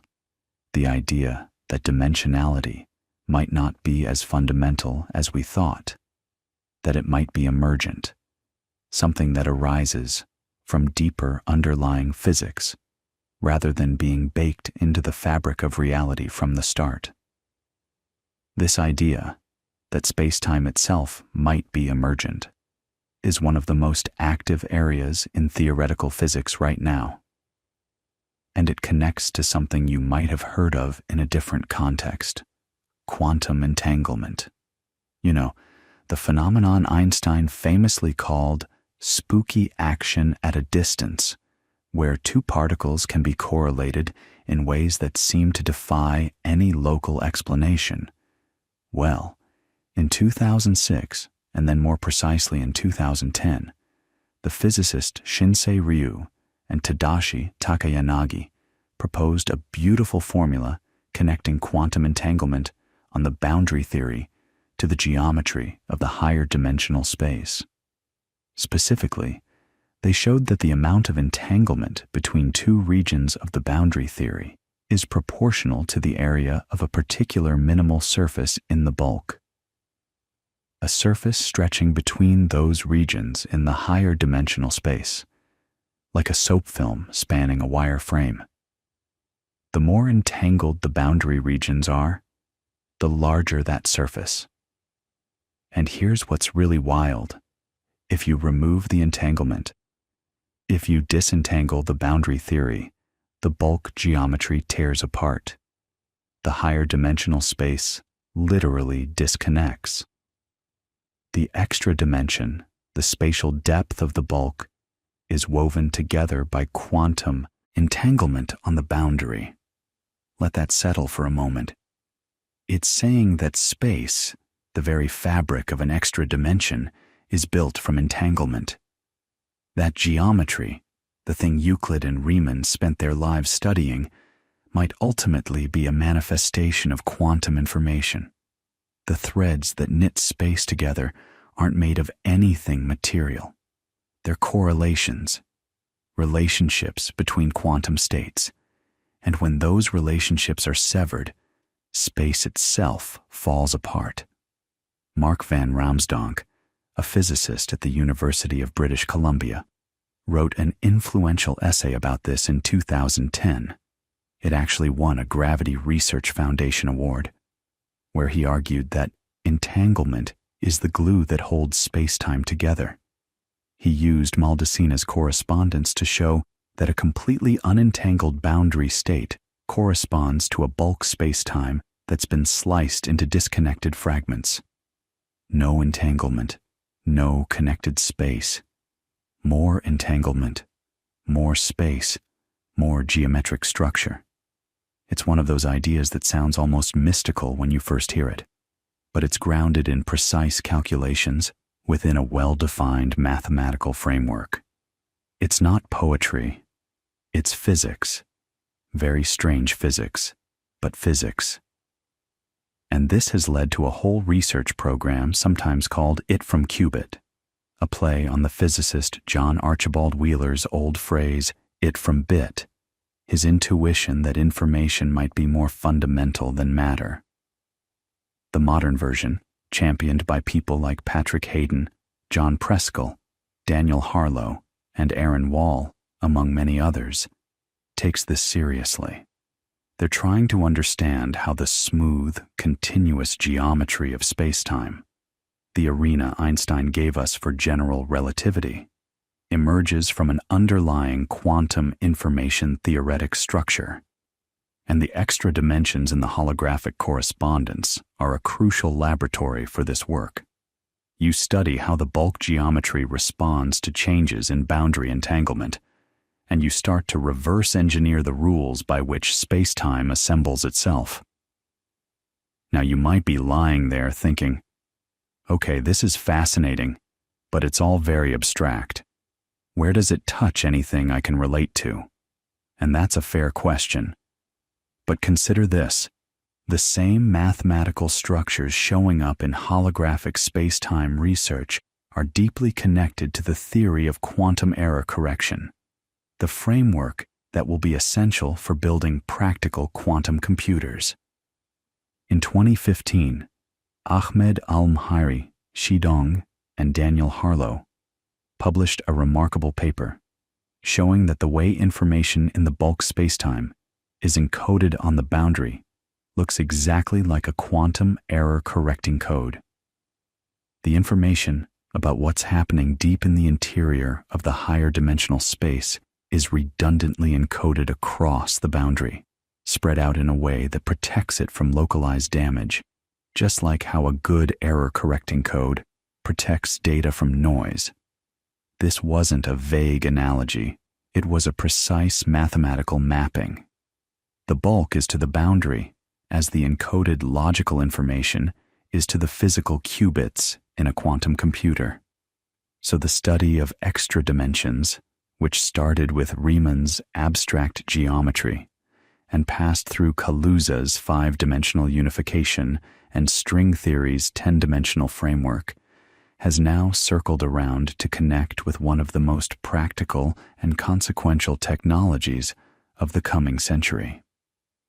The same principles governing how information might be organized across dimensions of spacetime are informing how engineers design the error correction schemes that will make quantum computers reliable enough to actually use. It's one of those connections that nobody could have predicted, and it's a beautiful example of how pure curiosity-driven research, the kind that seems utterly impractical, the kind that budget committees love to question, has a way of becoming essential in ways you never saw coming. And there's something poetic about the trajectory of this whole story, isn't there? We started with the ancient Greeks, who were so certain that 3 dimensions were all there was, all there could be. because that's what their eyes and hands told them. And now, 23 centuries later, we're entertaining the possibility that even those three spatial dimensions we experience might not be fundamental, that they might emerge from something deeper, something that doesn't have a dimensionality in the usual sense at all, something more like a network of quantum relationships. The dimensions haven't just expanded beyond three. They've become fluid, negotiable, maybe even illusory. But we should talk about one more place where higher dimensions have become indispensable in the modern world, and it's one that's surprisingly concrete. It's in the way we think about the shape of the universe itself, its global topology. Because general relativity tells us about the local curvature of spacetime, how it bends and warps in response to matter and energy. But it doesn't fully determine the global shape. Imagine you're an ant on a surface, and you can measure the curvature beneath your feet. You can tell whether you're on a sphere or a saddle or a flat plane locally, but you can't necessarily tell whether that flat plane extends forever, or whether it wraps around and connects back to itself, like the surface of a torus, a donut shape. The local geometry is the same either way. To figure out the global topology, you need different tools, and some of those tools live naturally in higher dimensional mathematics. Cosmologists have been searching for signs of the universe's global topology in the cosmic microwave background, that ancient light from roughly 380,000 years after the Big Bang, the oldest light we can see. If the universe has a compact topology, if it wraps around in some higher dimensional sense, then you might see repeated patterns in that ancient light, like seeing the same galaxy in two different directions because the light has had time to loop around. The searches so far haven't found definitive evidence of this, but the mathematical frameworks used to analyze the possibilities are deeply rooted in higher dimensional geometry and topology.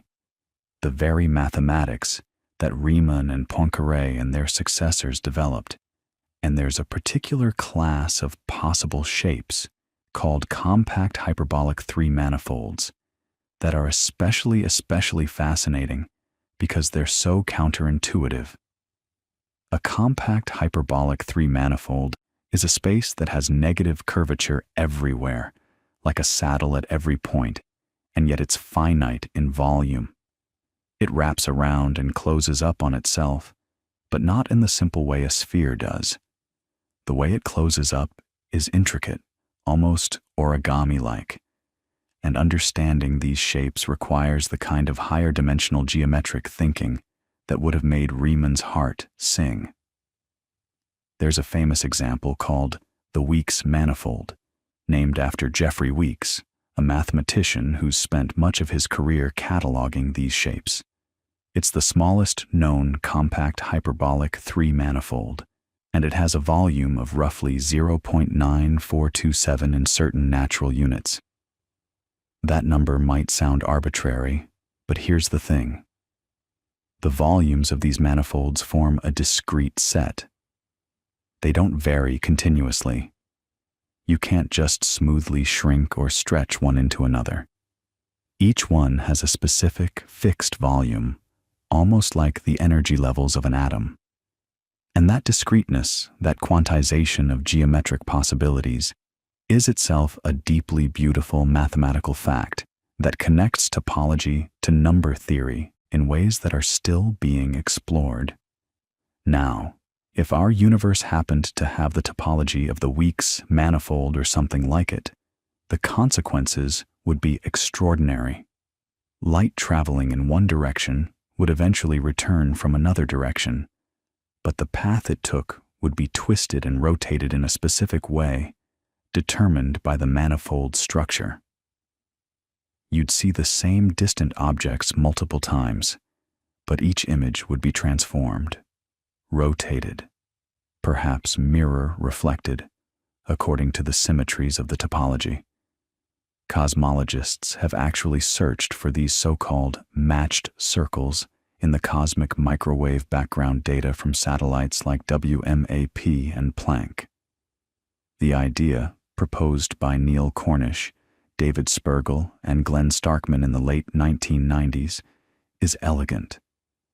If the universe is compact, then the sphere of last scattering, that shell of ancient light surrounding us, might intersect with copies of itself, creating pairs of circles on the sky with matching temperature patterns.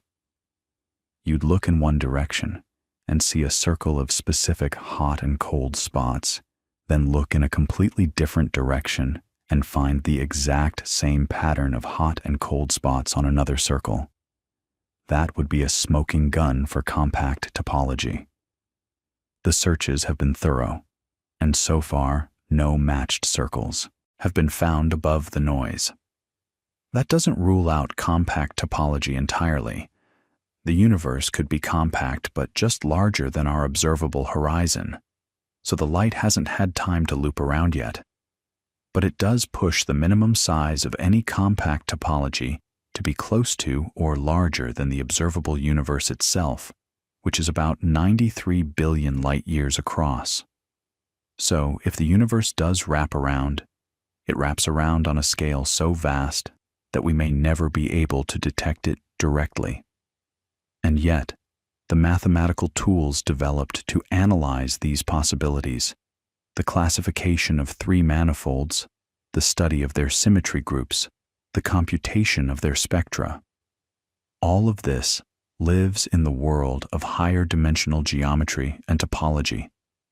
It's Riemann's legacy, Poincaré's legacy, playing out in modern cosmology. And speaking of Poincaré, there's a lovely connection here.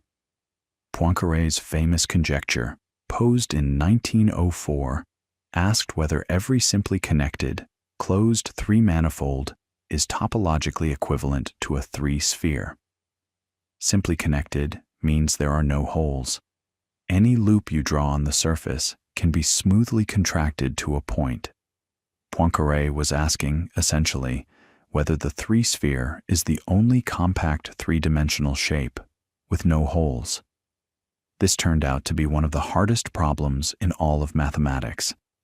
It sat unsolved for nearly a century, resisting every attack until Grigori Perelman proved it in 2002 and 2003 using Richard Hamilton's Ricci flow technique. And Ricci flow is itself a beautiful idea. You take a manifold with some complicated lumpy geometry and you let the curvature flow and diffuse, like heat spreading through a metal bar, smoothing out the bumps and concentrating the curvature until the shape simplifies into something recognizable. Perelman showed that this flow, if you handle the singularities carefully, the places where the flow pinches and tears, always eventually simplifies a simply connected three-manifold into a round three-sphere. The proof was so profound that Perelman was awarded the Fields Medal and the Clay Millennium Prize, both of which he famously declined. But here's what matters for our story. The techniques Perelman used, Ricci flow, the surgery procedures to handle singularities, the entropy functionals he invented to control the flow, these are all tools from higher dimensional geometry applied to understand three-dimensional shapes. And these same tools have found their way into physics. Ricci flow shows up in renormalization group flow in quantum field theory, where the equations governing how physical theories change as you zoom in or out have a mathematical structure eerily similar to how Ricci flow evolves geometry. It's another one of those deep, unexpected bridges between pure mathematics and physics, and it runs right through the heart of higher dimensional thinking. So, let's step back for a moment and appreciate where we've arrived. We started this whole journey with the ancient Greeks and their perfectly reasonable conviction that space has three dimensions: length, width, height, and that's it. We watched as mathematicians in the 19th century, starting with Mobius and Grassmann and Cayley and Riemann, realized that the mathematics of higher dimensions was not only consistent, but beautiful and powerful. We saw how physicists in the 20th century discovered that higher dimensions weren't just mathematical curiosities. They were potentially real features of the physical universe, from Kaluza-Klein's fifth dimension to string theory's 10 or 11. We explored how higher dimensional thinking became essential in data science and machine learning, where the spaces aren't physical, but are just as real in their mathematical structure. We watched as the holographic principle turned our intuitions inside out, suggesting that a higher dimensional universe might be encoded on a lower dimensional boundary, that spacetime itself might emerge from quantum entanglement. And now we've seen how the global shape of the cosmos, the topology of everything, is analyzed using the very same higher dimensional mathematics that Riemann dreamed up in his 1854 lecture. And through all of this, there's a recurring theme that I think is worth sitting with for a moment. It's the idea that dimensions are not just directions you can walk in. They're degrees of freedom. They're independent ways that something can vary. When you realize that, the concept of dimension becomes extraordinarily flexible. The dimension of a space is just the number of independent pieces of information you need to specify a point in that space. For physical space, that's 3 coordinates. For spacetime, it's 4. For the configuration of a protein with hundreds of amino acids, each with multiple rotational angles, it might be thousands. For the state of the global economy, it might be millions. Each of these is a space, and each has a dimension, and the mathematics that governs how you navigate, optimize, and understand these spaces is fundamentally the same mathematics, the geometry of higher dimensions. And this is where something almost philosophical starts to emerge, something that connects to a debate that's been going on for centuries. Are higher dimensions real? What does real even mean in this context? If you're a string theorist, you might believe that there are literally 6 or 7 extra spatial dimensions curled up at every point in space, too small to see but physically present. If you're a data scientist, you work in high-dimensional spaces every day, but you'd probably say those dimensions are abstract, not physical. If you're a holographer, someone who studies the holographic principle, you might argue that even the dimensions we think are physical are emergent, that the real description of the universe has fewer dimensions than we experience. And if you're a pure mathematician, you might shrug at the whole question and say that higher dimensional spaces are real in the same way that the number 7 is real. They're consistent, well-defined mathematical objects, and whether they correspond to physical reality is a question for physicists, not mathematicians. There's a wonderful quote attributed to the mathematician John von Neumann. In mathematics, you don't understand things. You just get used to them. And that's oddly comforting when it comes to higher dimensions. Nobody can truly visualize a 7-dimensional space. Our brains evolved to navigate 3-dimensional environments, to throw spears and dodge predators and judge the distance to the next tree. We don't have the neural hardware for higher dimensional visualization, and we probably never will. But we can get used to higher dimensions. We can learn to work with them, to reason about them, to manipulate them algebraically and topologically, and to trust the mathematics even when our spatial intuition fails. And the remarkable thing is that when we do that, when we follow the math wherever it leads, even into spaces we can't picture, we keep discovering things that turn out to be true about the physical world. Think about that for a second. Riemann developed his geometry of curved, higher-dimensional spaces in 1854, purely as mathematics. 60 years later, Einstein used it to describe gravity. Kaluza added a fifth dimension in 1921 as a mathematical exercise, and it unified gravity with electromagnetism. String theorists in the 1970s and 80s followed the mathematics of vibrating strings into 10-dimensional spaces, and while we haven't confirmed those extra dimensions experimentally, the mathematical structures that emerged, conformal field theories, topological invariants, dualities, have turned out to be profoundly useful in other areas of physics and mathematics. Maldacena followed a mathematical hunch about the relationship between gravity and quantum field theory, and ADS/CFT has become one of the most productive frameworks in theoretical physics. Again and again, the mathematics of higher dimensions has led to real, concrete, testable insights about the universe. And that's not something anyone could have predicted. There's no a priori reason why the universe should be describable by higher dimensional mathematics. There's no obvious reason why a framework developed to study abstract curved spaces should turn out to be exactly what you need to understand gravity, or why the mathematics of 10-dimensional string vibrations should illuminate the behavior of quark gluon plasma. The physicist Eugene Wigner wrote a famous essay in 1960 called "The Unreasonable Effectiveness of Mathematics in the Natural Sciences," and higher dimensional geometry might be the most dramatic example of what he was talking about. The math works. It keeps working, and nobody fully understands why. But maybe that's a question best left for quiet moments, for late nights when the mind is drifting and the usual certainties feel a little less solid.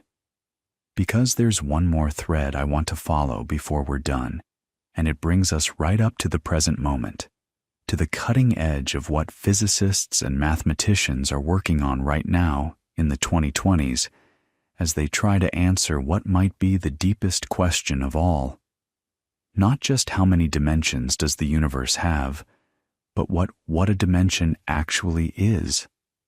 Not how many there are, not what shape they take, not whether they're curled up small or stretched out large, but what it means, at the most fundamental level, for something to have extension, to have a direction you can move in, to have a degree of freedom that distinguishes here from there. And the reason this question has become so urgent right now is because of everything we've been talking about. All those threads, holography, ADS/CFT, emergent spacetime, the idea that geometry might arise from entanglement, they all converge on a single, almost vertiginous possibility.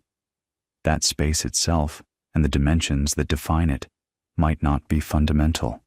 They might be emergent. They might be something that appears, that crystallizes, that comes into being from a deeper layer of reality that doesn't have dimensions at all. Let that sit for a moment, because it's a genuinely radical idea. For all of human history, space has been the stage. It's been the container. Aristotle thought of it as the place where things are. Newton imagined it as an absolute, infinite, unchanging backdrop, a vast, empty room that would exist even if you took everything out of it. Einstein showed that space could curve, could stretch, could ripple, but it was still there, still the thing that curved. Even in string theory, you start with a background space-time, and then you put strings in it. Space has always been the thing you begin with, but what if you don't begin with it? What if space is more like temperature? not a fundamental property of individual molecules, but something that only makes sense when you zoom out, when you look at the collective behavior of billions of underlying components. Temperature doesn't exist at the level of a single atom. A single atom isn't hot or cold. Temperature emerges from the statistical behavior of vast numbers of particles. And the question that some of the sharpest minds in theoretical physics are asking right now is whether space and its dimensions emerge in a similar way from something deeper, something that, at its most basic level, doesn't live in any space at all. This idea has roots that go back further than you might think. John Wheeler, the same physicist who coined the term black hole, spent the last decades of his career obsessed with what he called it from bit. The idea that the physical world, the it, ultimately derives from information, the bit. Wheeler imagined that at the very bottom of reality, beneath particles, beneath fields, beneath space-time itself, you'd find something like pure information. Yes or no answers to questions. He didn't have a precise mathematical framework for this. It was more of a vision, a philosophical hunch. But it was remarkably prescient because the developments we talked about earlier, Bekenstein's discovery that black hole entropy is proportional to surface area, the holographic principle, the connection between entanglement and geometry. All of these point in exactly the direction Wheeler was gesturing toward. Here's how the modern version of the story goes, and I'll try to tell it as simply as I can, because the details are genuinely beautiful. Remember Mark van Ramsdonk's thought experiment, the one where you take a quantum system that's dual to a spacetime via ADS/CFT, and you gradually reduce the entanglement between its parts, and the spacetime responds by pinching off, by developing a thin neck that eventually snaps. That result, which he published around 2010, was a bombshell, because it didn't just say that entanglement and geometry are related. It said that entanglement is what's holding space together. Without entanglement, space falls apart. The spatial connection between two regions, the fact that you can travel from one to the other, is, in some deep sense, a manifestation of quantum entanglement between the degrees of freedom that describe those regions. Now, if you take that seriously, and a lot of physicists do, then the dimensionality of space, the fact that we experience 3 spatial dimensions rather than 2 or 7 or none, has to emerge from the pattern of entanglement in the underlying quantum system. The structure of who is entangled with whom and how strongly somehow encodes the geometry, the topology, and the dimensionality of the space that emerges. This is an active area of research. People like Shinsei Ryu and Tadashi Takayanagi, whose formula connecting entanglement entropy to geometric surfaces we talked about earlier, have continued pushing this program forward. Brian Swingle at Brandeis showed in 2012 that a particular kind of quantum circuit called a MIRA, a multi-scale entanglement renormalization ansatz, which is a mouthful, but the idea is actually quite elegant, naturally produces a geometry that looks like a slice of anti-de Sitter space. The quantum circuit has a structure, a hierarchy of entanglement at different scales, and when you look at that structure from the right angle, it has the geometry of a curved higher dimensional space. The extra dimension, the one that takes you deeper into the bulk of ADS space, corresponds to the scale of the entanglement. Coarse-grained, large-scale entanglement gives you the region far from the boundary. Fine-grained, short-distance entanglement gives you the region near the boundary. The radial direction in the bulk, a full spatial dimension, emerges from the renormalization group flow of the boundary theory. Think about what that means. A spatial dimension, a direction you could in principle travel along, isn't built into the fundamental description. It arises from the way information is organized at different scales. It's emergent. And if one dimension can emerge that way, maybe they all can. This is where things get really speculative, and I want to be honest about that. We're at the frontier. The ideas I'm describing are not settled science. They're active research programs, with brilliant people disagreeing about the details, about the interpretation, about whether the whole approach is even on the right track. But the direction of travel is remarkable. A number of research groups, people like Netta Engelhardt at MIT, Jeff Pennington at Berkeley, Ahmed Al-Mehri, who we mentioned in the context of quantum error correction, have been pushing the connection between quantum information and space-time geometry further and further, and the results keep suggesting the same thing, that the fabric of space-time, including its dimensionality, is woven from entanglement. There's a beautiful way to think about this that might help it feel more intuitive. Imagine you have a vast network. Think of it like a web, with nodes connected by links. Each node represents some fundamental quantum degree of freedom, something we don't fully understand yet, maybe something that doesn't correspond to anything we have a name for. The links represent entanglement between those degrees of freedom. Now, if the pattern of connections is right, if nearby nodes are highly entangled with each other, and the entanglement falls off in a particular way with distance in the network, then an observer living inside this network, made of the same quantum stuff, would experience the network as a smooth, continuous space. The dimensionality of that space, whether it feels like 2 dimensions or 3 or 4, would depend on the structure of the connectivity. In a network where each node is entangled with roughly 6 neighbors in a particular pattern, you might get something that looks like 3-dimensional space. Change the connectivity pattern, and you could get a different number of dimensions. The dimensions aren't built in from the start. They emerge from the network structure. This isn't just philosophy. There are concrete mathematical models being explored. The Ryu-Takayanagi formula, the quantum error correcting code structure of ADS/CFT, tensor network models. These are all pieces of a puzzle that, when you step back, seem to be forming a picture of space-time as something constructed, something assembled from more primitive quantum building blocks that don't themselves live in any space. The technical term you'll sometimes hear is pre-geometric, a level of description that comes before geometry, before distances and angles and dimensions have any meaning. And here's something lovely about this idea, something that connects all the way back to where we started this whole journey. Remember Bernhard Riemann, standing in front of the faculty at Göttingen in 1854, presenting his habilitation lecture?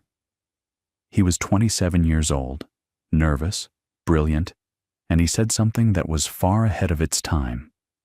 He said that the nature of the metric, the thing that tells you how to measure distances in a space, might depend on physical forces, that the geometry of space might not be fixed a priori, but might be determined by what's happening in it.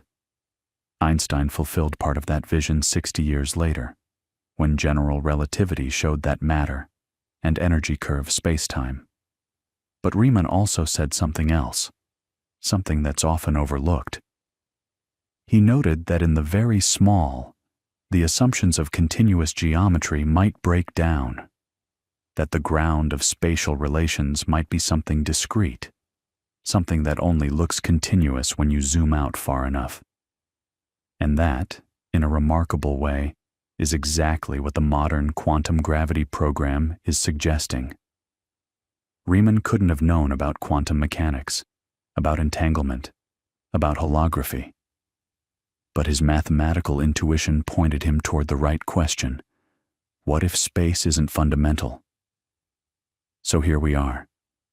We've traveled from Euclid's postulates to Descartes' coordinates, from Mobius and Schläfli's explorations of four-dimensional geometry to Riemann's curved manifolds. We watched the fourth dimension captivate Victorian spiritualists and cubist painters. We followed Minkowski as he fused space and time into a single four-dimensional fabric, and Einstein as he taught that fabric to curve.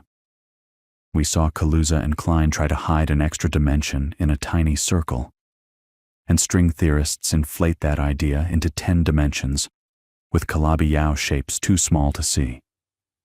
We explored how higher dimensions live in the data all around us, in the millions of dimensions of a genome, in the billions of dimensions of a neural network's parameter space. We sat with the puzzle of black hole entropy and watched Maldacena conjure a duality between a universe with gravity and a universe without it, living on the boundary, with one fewer dimension. We followed entanglement into the heart of spacetime and found hints that space itself might be stitched together from quantum information. And we ended up here, at this quiet frontier, where the question isn't about how many dimensions there are, but about whether dimensions are the kind of thing that exists fundamentally at all. And you know what's beautiful about that? It means the story isn't over.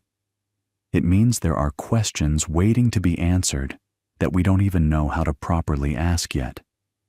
Somewhere right now, probably at a whiteboard in a university office that's too warm or too cold, someone is scribbling equations that might be the first steps toward understanding what the pre-geometric building blocks of reality actually are. Someone else is writing code to simulate tensor networks, looking for the signature of emergent dimensionality. Someone is lying awake at night, maybe not so different from you right now, turning an idea over in their mind, feeling like it's almost within reach, almost making sense. The dimensions of space, the up and down, the left and right, the forward and back that feel so solid, so obvious, so undeniably real when you reach out your hand in the dark, might turn out to be something like a collective illusion.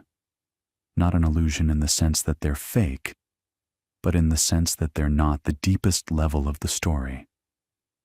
The way a wave isn't fake, you can surf on it, it can knock you over. It's absolutely real. But it's not a thing in itself. It's something water does. Space might be something that quantum information does. Dimensions might be something that entanglement does.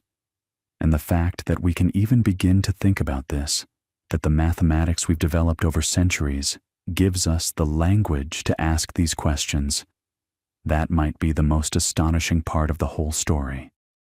So let that thought drift. Let it soften at the edges. You don't need to hold on to any of it too tightly. The ideas will be there in the morning if you want them. Riemann's manifolds, Minkowski's spacetime, Calabi-Yau shapes folded up in dimensions too small to see, holograms and entanglement, and the strange possibility that space is woven from something deeper. They'll be there in the bridges you cross, and the data flowing through your phone and the starlight that's been traveling through curved spacetime for billions of years to reach your window. They'll be there in the quiet, persistent human impulse to understand, to take the world apart and see what it's made of, and then to marvel at the fact that it's made of anything at all. For now, though, you can just rest. Let the dimensions, however many there are, whatever they turn out to be, hold you gently, and sleep.